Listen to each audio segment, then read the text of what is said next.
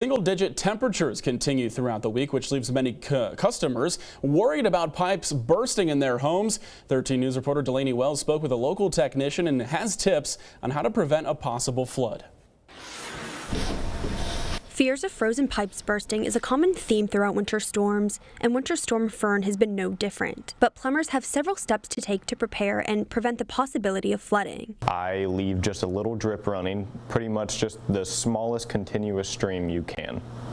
And that flowing water will make it harder to freeze rather than standing still water. Another tip, he says, is to keep the cabinets under your sink open to allow the temperature of the room to keep your pipes warm, and even keep a heater close by to ensure they will not freeze. We use propane or kerosene heaters and set them about 10 feet away from the pipes or the parts of the pipes that you think are frozen, which would most likely be in the ceiling if you don't have good insulation, or in the walls. Although it might be pricey for your electric bill, Hutchinson says to also invest in a heat wrap to put around your pipes to prevent the possibility of freezing. Put on heat wrap, which is just a wire that wraps around the plumbing pipes, and whenever the temperatures are getting to the freezing levels, you can plug that wire in and heat up the water lines to hopefully prevent it from busting. Once the water in the pipes freezes, it expands, which causes them to burst. Hutchinson says if this happens, it's time to call in some help.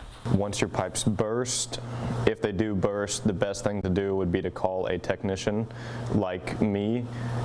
Or if you're in the area, you can call the city. They can come turn your water off, and then once they turn your water off, you want to call someone like me and have them come out and repair your line. He says depending on the severity of the burst, it can take 15 minutes or up to an hour to get fixed. In Cerrito, Delaney Wells, 13 News.